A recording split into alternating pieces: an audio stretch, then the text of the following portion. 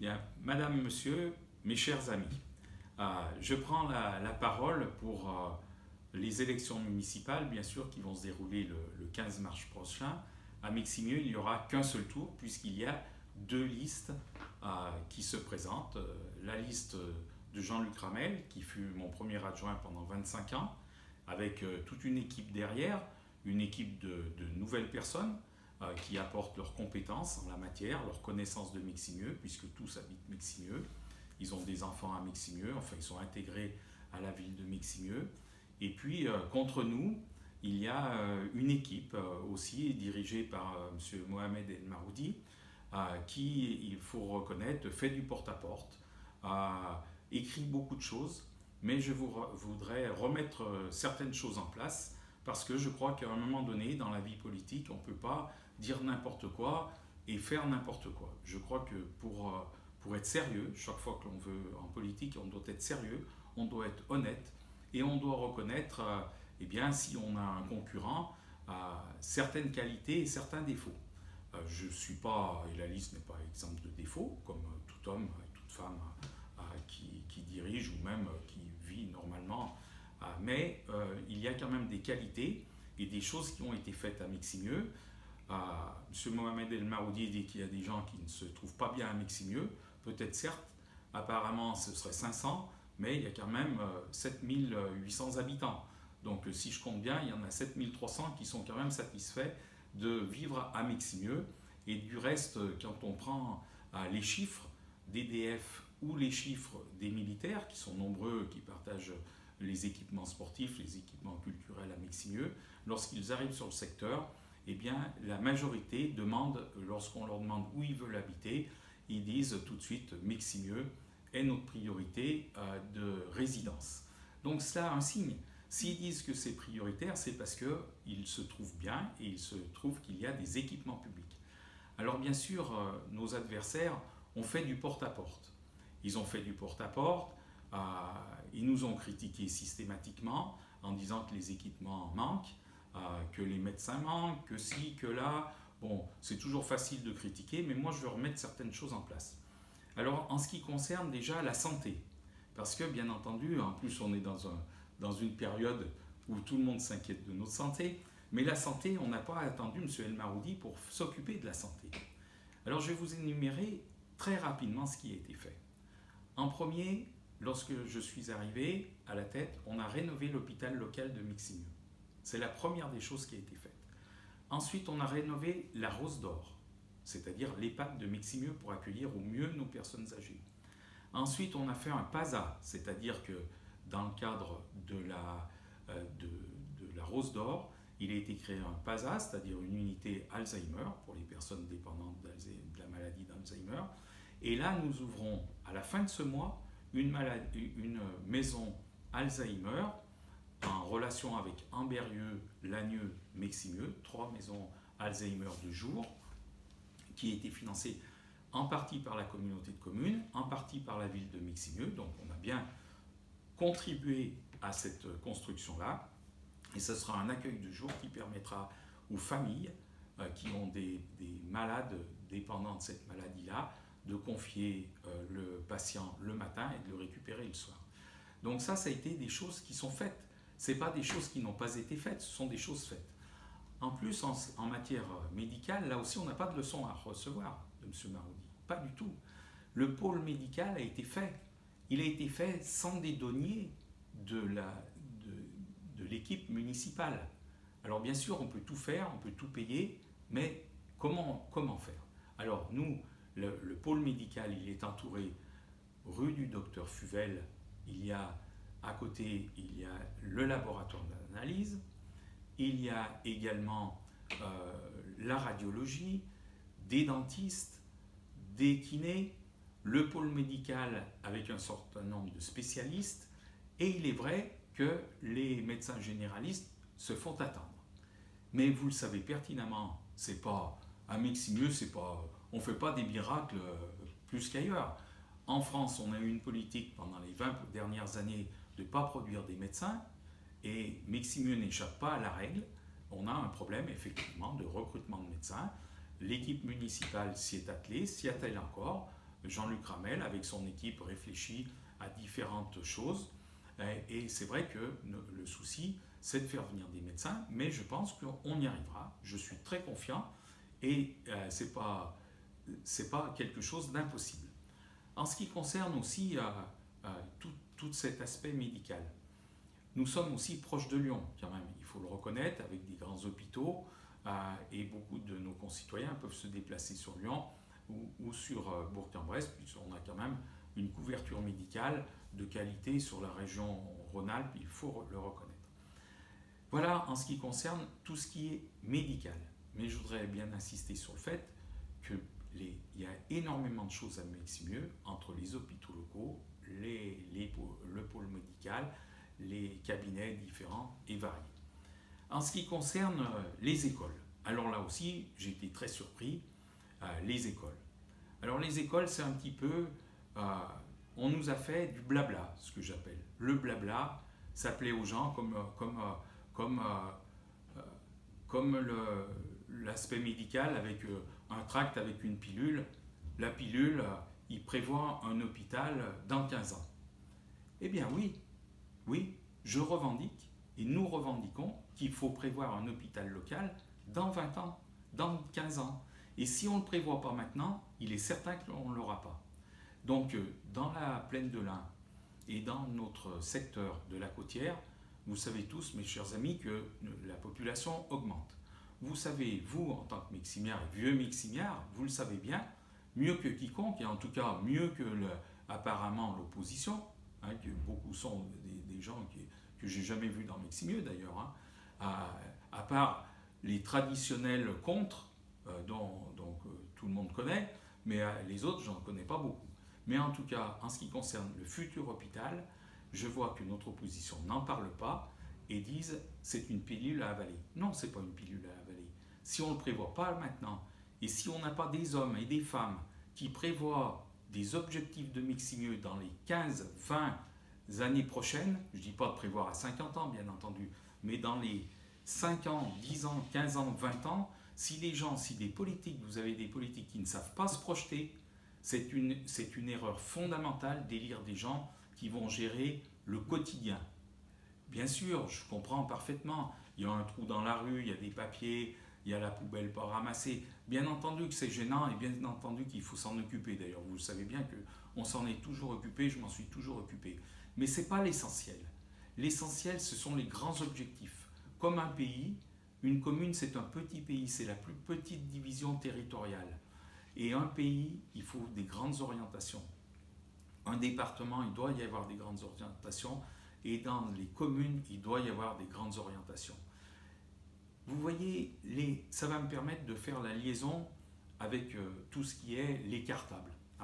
Alors, l'hôpital local, oui. Le futur hôpital local, oui. Il faut le penser dès à présent. Il faut penser que l'hôpital local est un hôpital qui a été fait par l'abbé Rivet, c'est-à-dire au 19e siècle, au milieu du 19e siècle. Il a vécu. La Rose d'Or, eh bien, c'est pareil, c'est un bâtiment qui est maintenant plus adapté à recevoir des personnes âgées dépendantes. Donc là aussi, il faut refaire quelque chose. Et je pense qu'il est raisonnable et prometteur de penser à faire un hôpital local sur un secteur dans la plaine, puisque près du futur lycée, d'ailleurs je vais en parler, de façon à ce que l'on ait un outil qui puisse accueillir les personnes de Meximieux et de ses environs, de la plaine de l'Ain, sur notre secteur, de façon à pouvoir soigner au mieux nos personnes âgées. Alors, je voudrais dire aussi une chose, bien sûr, c'est triste d'en parler, mais on a fait aussi quelque chose qui est passé inaperçu, la morgue, puisqu'on n'avait pas de morgue. C'était un problème pour les familles, pour les élus aussi, puisqu'on devait aller à la morgue avec les familles. Et là maintenant, à Meximieux, on est doté également d'une morgue c'est pas anodin en matière de service à la population. Et puis enfin, pour finir sur les personnes âgées et les hôpitaux, vous savez que la gendarmerie va être refaite. C'est un programme qui devrait démarrer en 2020. Et à la place de la gendarmerie, qui se trouve en face de Carrefour, il est prévu que nous fassions, en collaboration avec la SEMCODA qui est propriétaire des bâtiments, une maison pour personnes âgées en centre-ville, puisque là, ça serait parfaitement adapté à des personnes qui ont des difficultés pour marcher ou des personnes qui veulent rester en centre-ville. Donc vous voyez qu'il y a des projets à moyen et à long terme, et c'est comme ça que l'on doit diriger une commune, comme on doit diriger un pays. Il ne faut pas penser aux élections à 6 années, il faut penser sur le long terme et avoir un projet à long terme. Alors, j'allais faire la liaison, alors vous savez que je suis bavard, j'allais faire la liaison aussi avec les écoles. J'ai vu des tracts, ras les cartables. Ouais, ben ça, c'est facile, ras les cartables. Alors, moi, je vais vous parler des écoles. Très rapidement, parce que je ne vais pas revenir sur les écoles très rapidement, mais vous savez que la commune, elle est partie de la gestion des gones tout petits jusqu'aux enfants très grands.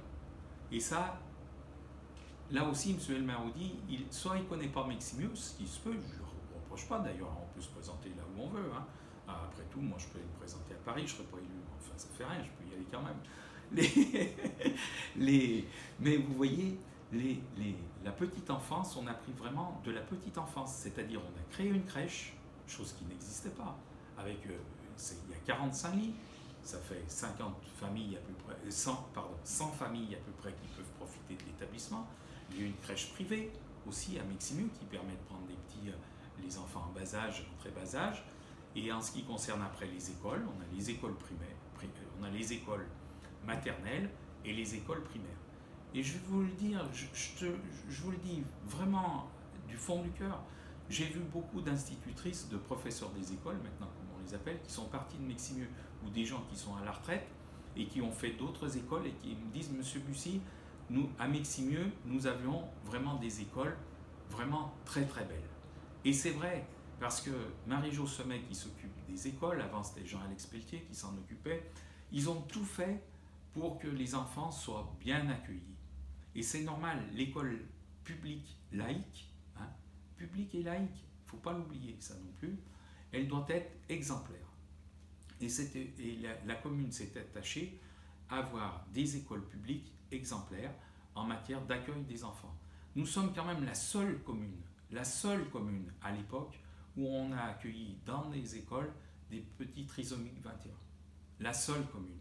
On ne peut pas nous dire, tiens, il y a d'autres communes, c'est pas à Meximieux. C'est à Meximieux, et heureusement, qui a démarré l'accueil des petits trisomiques en milieu scolaire normal, si j'ose dire. Donc, vous voyez que là aussi, il y a une réflexion sociale et d'acceptation de la différence de l'autre dès le jeune âge. Et c'est comme ça que l'on voyait, c'est comme ça que, en tout cas moi, je voyais le développement d'une commune dans son ensemble, aussi bien bâtimentaire que social. Donc en ce qui concerne les écoles, nos écoles elles sont rénovées continuellement. On a des équipes municipales on a des électriciens, nous avons des menuisiers, dès qu'une institutrice ou des parents d'élèves demandent quelque chose, on essaye de le faire le plus rapidement. Je ne dis pas que c'est fait tout de suite, tout le temps, mais en tout cas c'est fait. Et je suis très déçu, je vous dis franchement que je suis très déçu de voir des tracts qui dénigrent la politique de la petite enfance à Meximieux. Parce qu'on ne le mérite pas. Si on le méritait, on pourrait se remettre en question. Mais tout a été fait. Le périscolaire, il n'y en avait pas. Il y en a du périscolaire.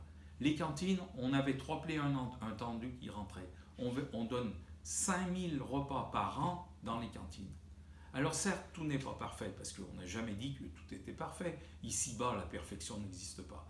Mais malgré tout, on essaye de coller le plus possible à l'attente des parents, des mamans, des papas, enfin à l'attente des parents, de façon à ce que chacun se sente bien dans l'école. Et vous savez, de toujours critiquer, il faut proposer des choses. Et de proposer des choses, nous on en a proposé. On a dit, on a la crèche, on a l'école maternelle, on a l'école primaire, on a le collège qui vient d'être rénové entièrement, un collège neuf, rénové entièrement. Il nous faut le lycée. Certains nous ont dit, oh le lycée, c'est une idée de M. Bussy. ou mieux, hein, parce que de temps en temps on ne m'appelle pas toujours Monsieur Bussy. C'est une idée farfelue. Hein. Eh bien non, ce n'était pas une idée farfelue. Parce que si on ne l'avait pas inscrite au plan d'occupation des sols, eh ben le lycée il serait peut-être parti ailleurs ou il ne serait pas à Meximieux. Donc on l'a inscrite au plan d'occupation des sols. Donc lorsque M. Wauquiez, président de la région Rhône-Alpes, a dit effectivement, avec les députés, les sénateurs de l'Ain ont dit il faut un lycée en plus sur la côtière, on a dit Meximieux, nous regardez, on a ce qu'il faut pour le faire. Et donc on a le lycée. Donc vous comprenez bien que quand je vois que Raleigh-Cartable, alors bien sûr on nous dit il y a un trou dans la cour. Bon, certes, un trou dans la cour, je comprends que c'est embêtant, on essaye de le boucher très rapidement. Mais il y a quand même, il faut élever le débat. Et moi je voudrais que l'opposition ait les capacités d'élever le débat, et je ne vois pas beaucoup ces capacités à élever le débat. Je vous le dis franchement, je ne vois pas élever le débat.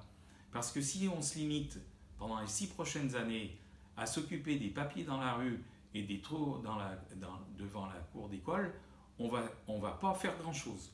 Hein, on va pas faire grand-chose. Donc, il faut bien réfléchir à la question. Le lycée était un aboutissement qui est arrivé à terme, comme l'hôpital doit être un aboutissement à terme, mais aussi une projection de dire on va faire ça. Hein. Vous savez que je suis gaulliste et on peut reprocher ce que l'on veut au gaullisme, mais les gaullistes, ils ont vu à long terme. C'est-à-dire, quand on a fait des avions, on les a fait pour l'an 2020, 2030. Concorde est un avion extraordinaire. Bon, et la production est arrêtée, mais seulement sans Concorde, on n'aurait pas pu avoir la famille des Airbus. Hein. Sans les grands chantiers navals, sans France, on n'aurait peut-être pas de chantier naval qui fournirait des bateaux actuellement. Et je passe, je ne vais pas faire la politique générale, mais pour beaucoup de choses, il y a eu des orientations qui ont été prises avec le général, pas pour les 5 ou 10 prochaines années, mais bien pour du long terme. Et c'est comme ça qu'il faut diriger les pays, le pays, en tout cas la France, hein, notre République, parce qu'on est dans une République, et c'est comme ça qu'il faut diriger. Et je pense que c'est dans des projets à moyen terme, bien sûr, court terme, moyen, mais aussi à long terme, pour donner des objectifs aux personnes, que ce soit les personnels de la commune, mais aussi à chaque citoyen qui travaille pour l'intérêt général. Et c'est ce que j'ai fait pendant 25 ans. Lorsqu'on dit plus de contacts, ben là aussi, M. El Maroudi, moi je ne l'ai jamais vu dans une de mes réunions publiques. Hein. Il aurait fallu qu'il vienne. Hein. Je vois d'autres personnes, je ne les ai jamais bien vus dans nos réunions publiques. Je les ai jamais vus quand on a contacté la population. Et là aussi, il fait une erreur. Parce que tous les clubs sportifs, parce que en matière sportive, heureusement, ils ne critiquent pas trop. Mais je vais quand même dire ce qu'on a fait en matière sportive. 2 gymnases créés. Un dojo, un gymnase. Un terrain de pétanque couvert. 2 terrains de tennis couverts. Sans parler de la rénovation complète du gymnase du lycée et l'achat du bâtiment où il y a les boules du longement. Je ne parle même pas des petits équipements sportifs. Je parle uniquement des grandes structures. Meximieux, 4000 licenciés, 23 clubs sportifs alliés à l'OMS qui nous fait un livre blanc. Si le livre blanc, c'est l'OMS qui écrit le livre blanc et qui nous permet à l'équipe municipale de savoir les équipements sportifs prioritaires.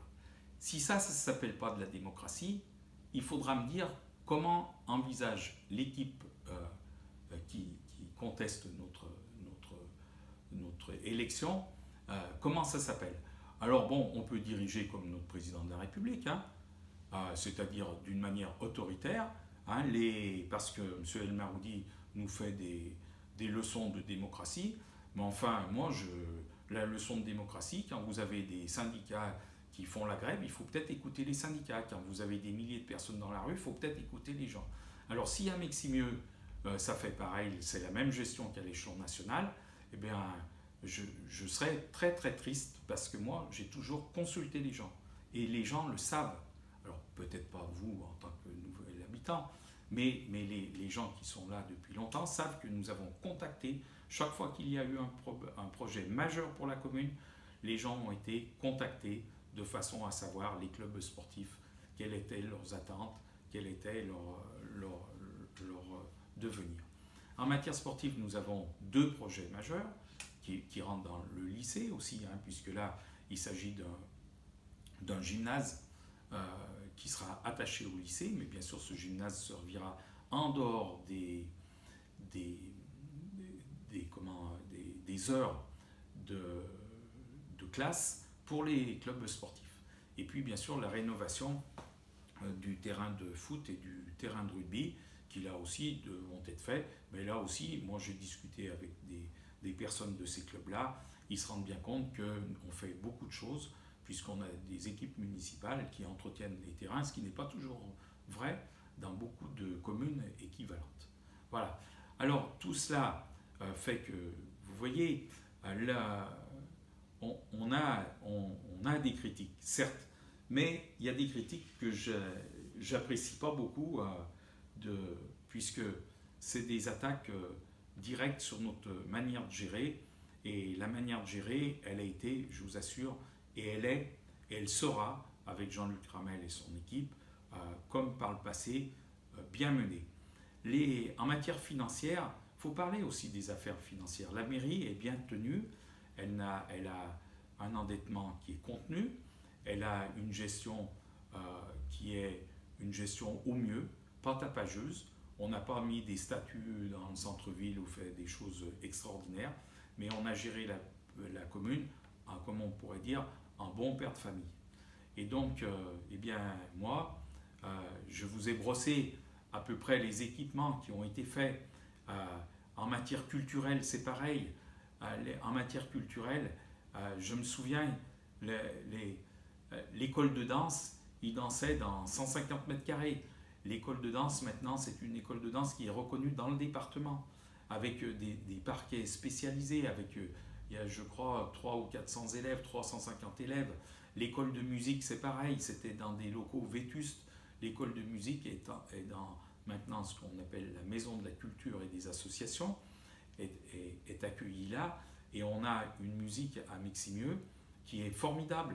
Et en matière culturelle, on a une programmation de spectacles, on a des gens vraiment compétents, et moi je le dis sincèrement, vous savez, quand on est responsable, il ne faut jamais critiquer ni ses collaborateurs, ni les présidents d'associations qui font le mieux possible.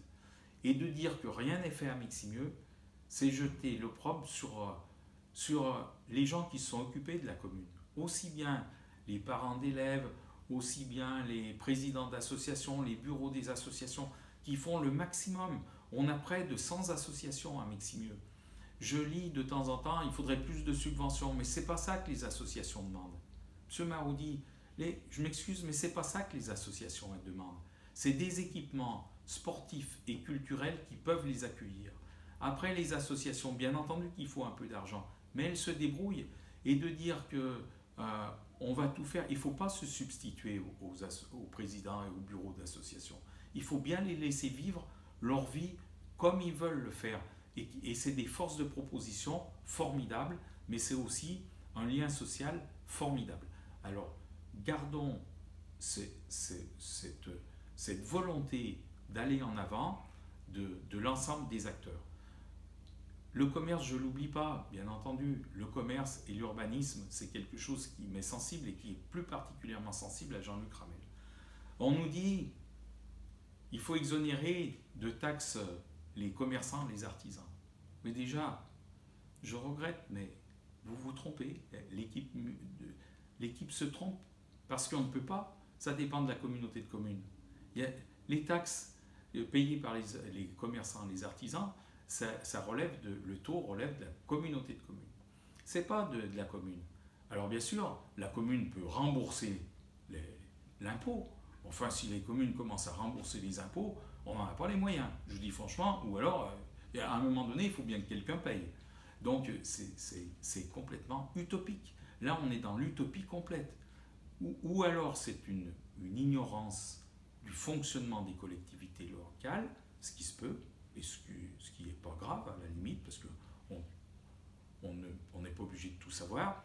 Mais si c'est aussi par démagogie, ça c'est beaucoup plus grave parce que c'est mentir aux gens, c'est-à-dire c'est leur dire on va faire ça alors qu'on sait pertinemment qu'on ne peut pas le faire.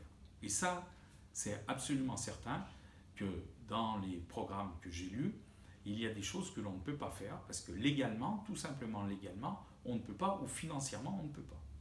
Voilà. Alors, mes chers amis, mais vraiment du fond du cœur, parce que moi je suis bien sûr attaché à Meximieux, vous le savez bien, mais vous savez, c'est comme dans les familles. On essaye de transmettre le bien, alors le bien soit matériel, mais le bien aussi intellectuel, si j'ose dire, le bien social, le bien de ce que l'on a vécu, notre âme, si j'ose dire, familiale, c'est-à-dire qu'on transmet à nos enfants, on transmet ce que l'on a reçu de nos parents, de nos grands-parents, et moi, je ne voudrais pas, je souhaite que ce soit transmis dans de bonnes conditions. Et à transmettre dans de bonnes conditions, eh bien, je crois que le 15 mars, pour nos gones, pour les vieux, pour les jeunes, pour tout le monde, je crois qu'il faut le transmettre à Jean-Luc Ramel et à son équipe, parce que c'est transmettre un patrimoine matériel, mais j'insiste aussi, parce que j'insiste beaucoup, un patrimoine social et culturel. Parce que ça aussi, c'est très important, parce que là aussi, en matière sociale, on n'a aucune, mais vraiment, alors, aucune remontrance, ni pas de remarques à faire là-dessus, puisque c'est quand même une des rares villes où on a fait une maison des associations caritatives qui accueille toutes les actions caritatives et qui rendent service à Meximieux et à son secteur. Et là aussi, c'est faire un peu insulte aux gens qui s'occupent de ces associations caritatives et qui disent que rien n'est fait pour les personnes. Donc je vous assure que le contrat moral, le contrat social, le contrat culturel, eh bien moi, je fais confiance à Jean-Luc Ramel, bien sûr, mais je fais confiance aussi à toute l'équipe, parce qu'il s'est entouré de toute une équipe qualifiée, de gens de Meximieux, de gens sérieux, de gens impliqués pour la commune, et je vous assure que, moi, bien sûr, je vais voter pour Jean-Luc Ramel et son équipe, mais vraiment, lisez les programmes, renseignez-vous, vous pouvez me rencontrer dans la rue, vous voyez, mais analysez bien les choses, parce que c'est pas le tout de faire du porte-à-porte, c'est aussi, je crois, des questions de fond, des questions de savoir ce qui a été fait et ce qui sera possible de faire. Et moi, je fais entièrement confiance à Jean-Luc Ramel et à son équipe. Et je vous remercie vivement si vous m'avez écouté jusqu'à la fin.